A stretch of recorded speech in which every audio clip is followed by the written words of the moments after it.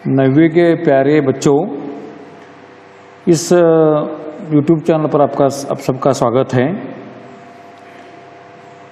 हम आज जय जय भारत माता इस कविता का भावार्थ, कविता पाठांतर करने की पद्धत और प्रश्नोत्तर, इसके बारे में हम चर्चा करेंगे। इस कविता को पहले हम गाना चाहिए, अच्छे स्वर में हम इसे गाएं। जय जय भारत माता, ऊंचा हिया हिमालय तेरा, उसमें कितना स्नेह भरा, दिल में अपने आग दबाकर रखता हमको हरा भरा। सौ सौ स्रोतों से बह बह कर हे पानी फूटा आता, जय जय भारत माता। कमल खिले तेरे पानी में, धरती पर है आम फले, इस धानी आंचल में देखो कितने सुंदर भाव पले। भाई भाई मिल रहे सदा ही, टूटे कभी न नाता, जय जय भारत माता। तेरी लाल दिशा में ही माँ, तेरी लाल दिशा में ही चंद्र सूर्य चिरकाल रहे, तेरे पावन आंगन में अंधकार हटे और ज्ञान मिले। मिलजुल कर ही हम सब गाए, तेरे यश की गाथा, जय जय भारत माता। पहले हम कविता परिचय देखेंगे। कवि परिचय। जय जय भारत माता इस कविता के कवि हैं मैथिली शरण गुप्त जी। ठीक है, कवि परिचय देखो। मैथिली शरण गुप्त जी का जन्म चिरगांव, झांसी जिले में उत्तर प्रदेश राज्य में हुआ। साहित्यिक सेवा के सम्मानार्थ सन 1961 में पद्म भूषण उपाधि मिली थी। साकेत महाकाव्य, उनका साकेत महाकाव्य बहुत प्रसिद्ध है। शब्दार्थ देखेंगे। हिया यानी हृदय, हार्ट। छाती यानी सीना, चेस्ट। सोत, स्रोत, मूल। सोत इसका अर्थ है स्रोत या मूल। आंचल किनारा, दामन, धरती का किनारा, धरती का दामन। यश यानी कीर्ति। धानी यानी लाइट ग्रीन, हल्का हरा रंग यानी हरा भरा। आग यानी दुख। गाथा यानी कथा। लाल दिशा यानी पूर्व दिशा, दूसरा नाम है सूर्योदय की दिशा। चिरकाल यानी निरंतर। देखिए बच्चों, इस कविता को, कविता के पहले 8 पंक्तियां पाठांतर के लिए हैं, इसे अच्छी तरह पाठांतर कीजिए। देखिए इसका भावार्थ है जय जय भारत माता यानी जय जय यानी क्या, जय जयकार, भारत माता का जय जयकार। देखो इस कविता का थीम यानी आशय क्या है। इस कविता का आशय है, थीम है, कवि इस कविता में भारत माता का गुणगान कर रहे हैं, तारीफ कर रहे हैं। कवि प्रार्थना कर रहे हैं कि इस देश के पावन आंगन में, पवित्र आंगन में अंधेरा हटे और ज्ञान मिल जाए। क्या है? इस देश के पवित्र आंगन में, पावन आंगन में से अंधेरा हटे और ज्ञान मिले। सब लोग मिलजुल कर रहें और मिलजुल कर रहते हुए भारत माता के यशोगान, यश की गाथा गाए, कीर्ति गाए। देखो प्रथम चरण में मैथिली शरण गुप्त जी बता रहे हैं भारत माता के बारे में। जय जय भारत माता, जय जय भारत माता, ऊंचा हिया हिमालय तेरा।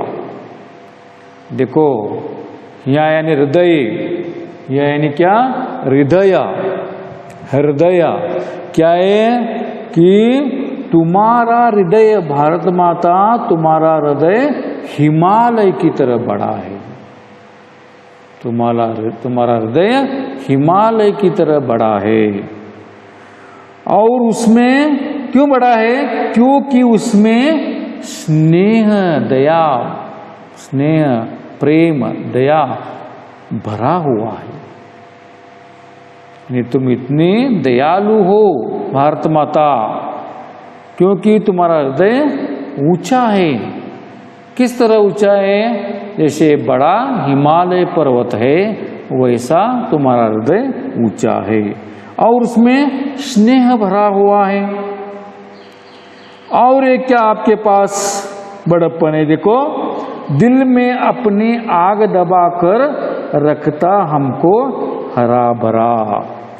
देखो हिमालय कैसा, क्या है, अपने धरती के अंदर, पर्वत के अंदर लावा, आग उबलता हुआ लावा क्या करता है, दबा कर अंदर रखता है हिमालय पर्वत। उसी तरह तुम हमारा दुख क्या करती है, सहन करती हो और हमें आनंद सुख देती हो। इस तरह दिल में, अब हिमालय की तरह तुम अपने दिल में आग यानी दुख दबा कर रखती हो और हमें सुख संपत्ति धन धान्य देती हो। हाँ, और तुम्हारे हृदय से ही हिमालय के हृदय से ही सौ सोतों से बह बह कर ये पानी फूटा आता, यानी अनेक नदियां वहां से क्या है, आती है। वहां उनका उगम स्थान है।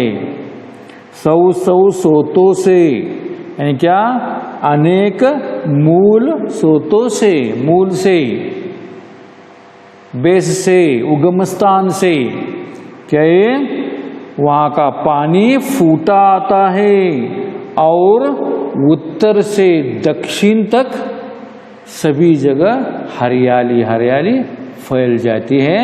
ये तुम्हारा बहुत बड़ा बड़प्पन है।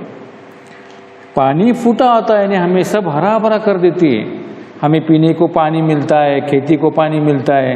इस तरह तुम बहुत महान हो और तुम्हारा विशाल हृदय हिमालय जैसा है, क्योंकि हिमालय जैसे हमें मदद करता है, वहाँ से पानी फूटा आता है, वहाँ से क्या है, जो पानी आता है दक्षिण तक सब खेती बाड़ी को पानी मिलता है और हम सुख समृद्धि पाते हैं। इसलिए तुम्हारा जय जयकार हो। द्वितीय चरण में कवि कहते हैं, तेरे पानी में कमल खिले हैं। यहाँ कमल का क्यों उल्लेख किया गया? सिर्फ कमल ही नहीं, क्योंकि फूलों का राजा कमल, कमल की तरह अनेक फूल पानी में और धरती पे खिले हैं।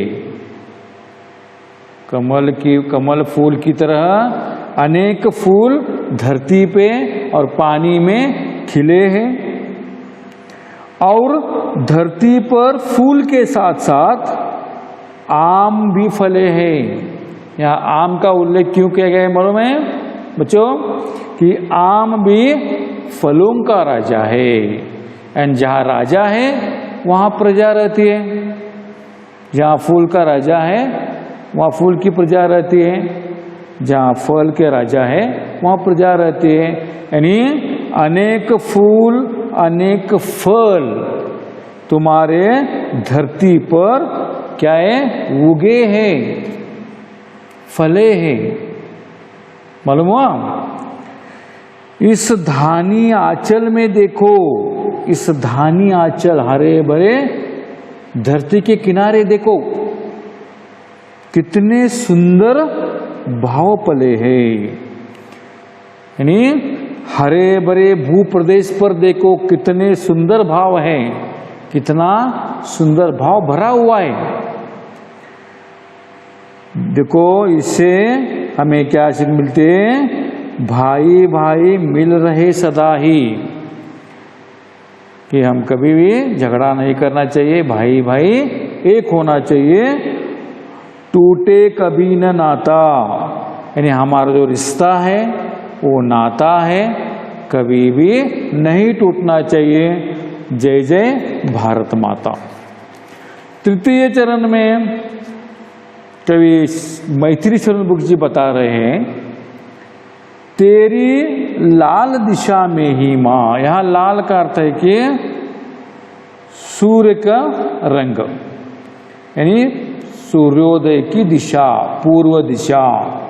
तेरी लाल दिशा में ही भारत माता चंद्र सूर्य चिरकाल रहे, यानी चंद्र सूर्य निरंतर चमकते रहे, चंद्र सूर्य निरंतर चमकते रहे, प्रकाश देते रहे तेरे पावन आंगन में। और चंद्र सूर्य के प्रकाश से, उजाला से क्या है, तुम्हारा पवित्र आंगन क्या है कि पवित्र आंगन से अंधकार मिट जाए और ज्ञान रूपी प्रकाश फैल जाए।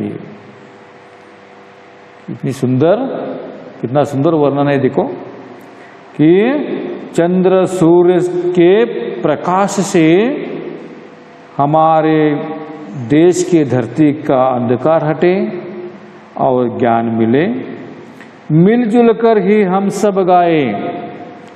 अगर इतना सब होने के बाद पावन धरती पर ज्ञान फैल जाने के बाद हम सब एक रहेंगे, मिलजुल कर रहेंगे, और हम सब मिलजुल कर तुम्हारी यश की गाथा, तुम्हारे यशोगान, हाँ, पूरे जगत को गाकर सुनाए, पूरे जगत को गाकर, तेरे यश की गाथा पूरे जगत को गाकर सुनाए।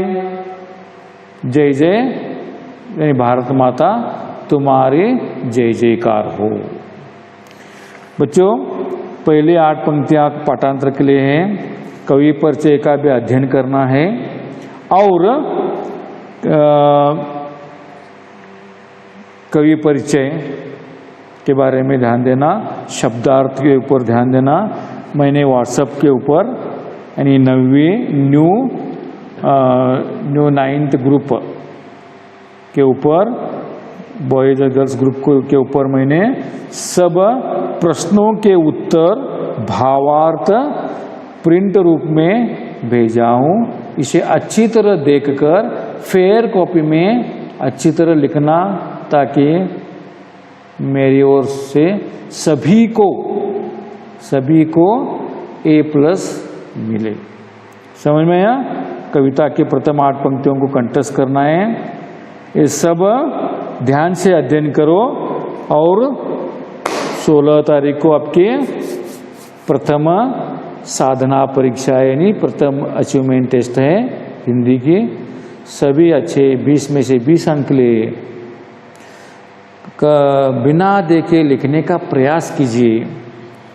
देखे लिखे या न देखे लिखे हमें मालूम नहीं होता, लेकिन फिर भी बिना देखे लिखने का प्रयास कीजिए। कौन सा उत्तर आप देखकर लिखते हैं तो पहले बाजू में या दूसरे पेज पर देखकर लिखिए, और बाद में क्वेश्चन पेपर ने आंसर पेपर जो रहता है इसमें बिना देखे जितना हो सके उतना सही उत्तर लिखने का प्रयास कीजिए। धन्यवाद।